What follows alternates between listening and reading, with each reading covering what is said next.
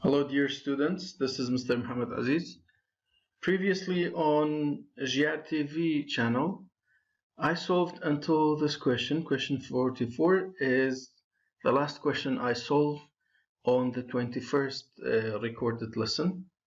Now here in my channel I'm going to continue that as I promised you to complete the grade 12 book.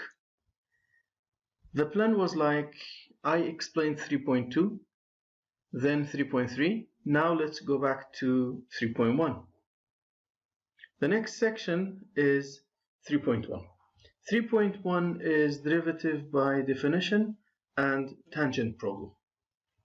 We begin with the definition of differentiation. F prime x is derivative, while this limit is also derivative. F x plus delta x minus f of x over delta x, while delta x tends to 0. This is derivative. Here, if we have a number inside the derivative, like f prime of c, which is slope is equal to this limit. It's very ideal to recognize this limit. Whenever you see this limit in the exam, you might not need to solve the limit itself because it takes a very long time. But when you know this limit is just slope, we can find the function, then find derivative, and then input the given number. So the final answer of this derivative at c is the same as this limit. And the last one is another form. Limit x tends to c, fx minus f of c over x minus c. This is also slope. And it should be only in this order. If somehow they switch the places of these fx and f of c, that will be a normal limit question. We have to do it using the properties of limit. Let's get to the exercises. Here's the first example. It says find the slope. Alright, in order to find the slope, we need to find the derivative, then input 2 in place of x. Let's take a snap and take it to the whiteboard. Alright, this is right here. Let's do this question actually and using the fast way as well. If I want to do this actually, I have to do limit delta x tends to 0. The rule is if x plus delta x. So x plus delta x means instead of each single x inside the function, I'm going to write x plus delta x. That looks like this. 2x plus delta x minus 3. Then in the rule there is minus fx. What is fx? Fx is the function itself. So minus 2x minus 3. This bracket is very important because later this minus will be for both terms inside these brackets. So whenever you write fx, make sure to put fx into brackets. And at the end there's delta x in the denominator. Now let's simplify this. This is going to be 2 times x is 2x. 2 times delta x is plus 2 delta x minus 3. And then minus 2x. Negative will be plus 3 over delta x. There is definitely cancelling. Positive 3 cancels negative 3. And negative 2x cancels positive 2x. Let's see what's remaining. What's remaining is 2 delta x at the numerator and delta x in the denominator. Obviously, the delta x is cancelled out. The final answer is 2. The question says at x equal to 2. Now I know f prime x is equal to 2. If I put 2 in place of x, f prime 2 is also equal to 2 because this is a constant function. There's no room for the 2 to input. Then the slope of this function at this point is 2. This way, if we use the definition, what if we use the rules of differentiation? I have a function fx equal to 2x minus 3. Simply, what's the derivative of that? Isn't it just 2? If prime x equal to 2, that means slope is equal to 2. So it depends on the multiple choice, how they ask. If they just ask for slope and the function is given, you don't have to do this limit thing. You just do it the fast way. Alright. In example 1, when you look at the function, that's linear. That means slope is constant. The slope of this function is always the same. It's a straight line. Whenever we find the slope, it's the same thing. But what if we have a nonlinear function like x squared? X squared's graph is like this. That's quadratic. The graph is parabola. The slope of any point here is different. Like if I take this point, for example, the slope is like this. It's negative. If I take this point, slope is 0. This point has a positive slope. From left to right, it's going up. This is going down. This is flat.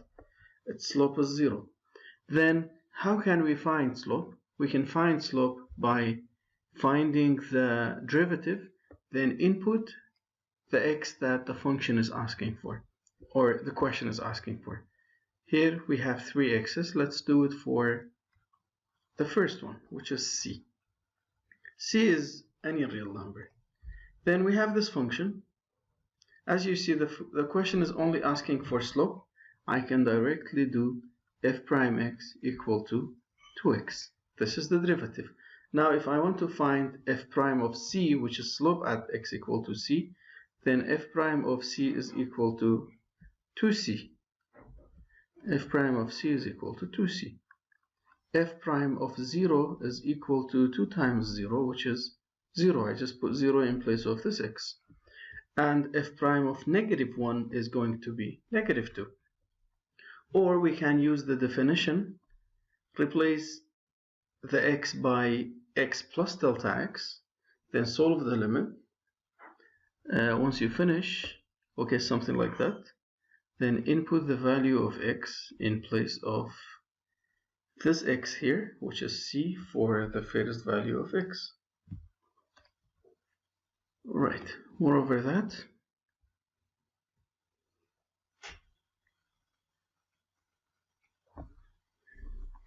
let's do this one using the definition, because there might be a question such that the function is given and the derivative according to limit is given in the multiple choices. So it's very crucial to know how to do these limit questions, or you need to know how to solve these questions using the definition. There is the question. Now let's do this question using the limit. So if I want to use the limit, I'm going to write limit delta x tends to 0. The rule is like f of x plus delta x. That means I replace this x in the function with x plus delta x. So it looks like this. Negative 2 x plus delta x power 2, because the x is power 2, minus 3. That is this part. After this part, there is minus fx.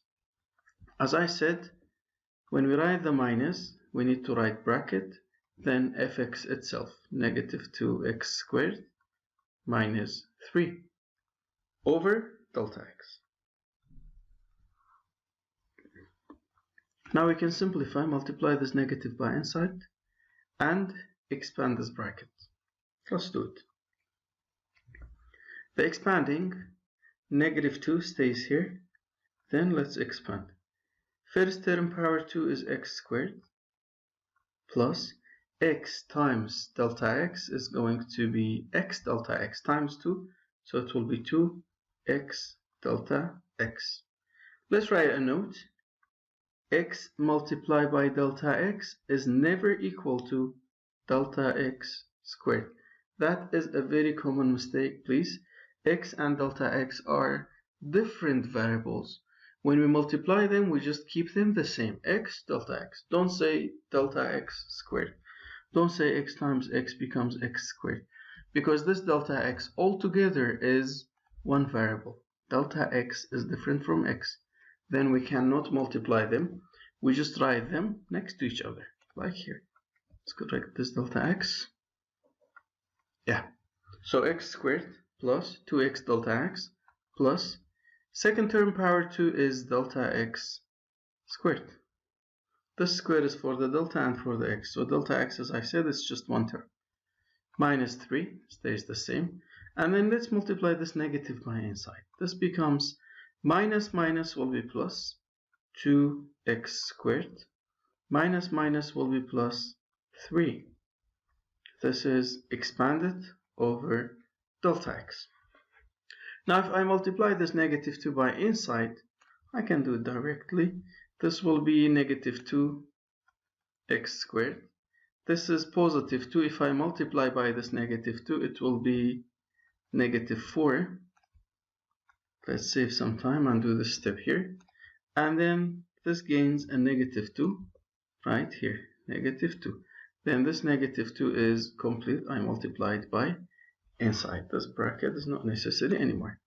Then at this step, there is definitely a lot of cancelling. First of all, there is positive 3, negative 3. They cancel each other out. 2x squared and negative 2x squared, they cancel each other out. Then what is remaining here, they both contain delta x. That's good. So what's remaining is negative 4x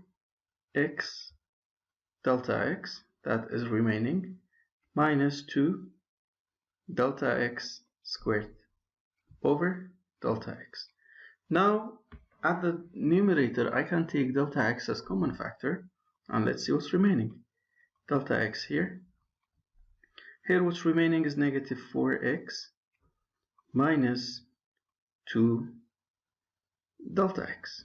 Delta x power 2 is delta x, delta x. I take one as common factor and one is remaining over delta x.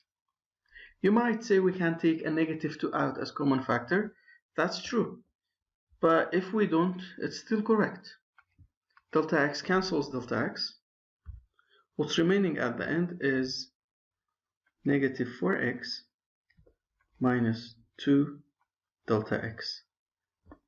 Remember, this could be the multiple choice. Okay? This is why I always insist my students to know this way. This way is very important. If they make this the multiple choice, you need to know this way. Then you can find the right answer. Okay, now this fraction is simplified. Let's do the limit. The limit says delta x tends to 0. Then this will be 0. Final answer is negative 4x. Can I check the answer? Definitely yes. Negative 4x. What is the derivative here? Isn't it negative 4x? That means the limit I did is correct. Now the question says find slope at which x? At x equal to 1. Then plug this 1 in place of this x. Then where x is equal to 1, slope is equal to negative 4. And when x is equal to negative 1, slope is equal to 4. These are the answers. Slope is equal to 4 at x equal to negative 1, and slope is equal to negative 4 at x equal to 1. Then the answer is available. You can take a screenshot here. Alright, let's do this one here. We have space. Find the derivative of this function. I can do the derivative directly, which is equal to 3x squared. Or, as I said, what if the multiple choices contain delta x? You need to know the limit way as well. Now we start with the rule limit delta x tends to 0. Then if x plus delta x, that is the rule, minus fx over delta x. Replacing x plus delta x power 3 minus x power 3. It's only one term, I don't need brackets. If I write brackets, it's correct. And then delta x. Good. How can we expand a bracket with power 3? Let's make this clear. This power is 3. To expand a bracket with power 3, we can use Pascal, or we can multiply the bracket manually 3 times. If we go with Pascal, remember grade 11, we begin with 1 and then 1, 1. This is for power 0, not important. This is for power 1, linear. And then 1, 2, 1. You see this 2? That is for quadratic. This is why we say 2 times first times second. And for power 3, we will see a 3 here. 1, 3, 3, 1. Where do we get these numbers? We add these two numbers to get the next number. See, 1 plus 1 is 2. And these 3 ones are fixed. Okay, now I'm going to write 1, 3, 3, 1. And then there is minus x power 3. Let's write the x power 3 as well. And over delta x. What goes in the first place is the first term with the full power, x power 3. And then 1 less, x power 2. 1 less, x. And then no more x. What goes here is the second term with the full power, delta x power 3, delta x power 2, delta x power 1, no delta x, plus, so it's all plus between them. What if there is minus? If we have a bracket with minus, like x minus 1 power 3, how can we expand? We take the negative with the 1. So when we say 1, 3, 3, 1, and then we start here negative 1 power 3, and then negative 1 power 2, the negative goes with the number on the right side. Here it's plus, just goes normal. Okay, now is there cancelling? Definitely yes. Negative x power 3 cancels positive x power 3. What's remaining, they all contain delta x. Then we'll get to simplify. If I take delta x here as common factor, delta x, what is remaining? 3x squared plus, if we take delta x as common factor, there will be 3x delta x plus delta x power 3. If we take 1 delta x from it, delta x power 2 is remaining, all over delta x. These delta x's cancel out, and if we apply the limit for this part which is remaining, this will be 0 because delta x is 0. Then this term will be 0 containing delta x, and this term will be 0. So final answer is 3x squared, which is just the derivative. But again, I'm saying that what if they made this the multiple choice?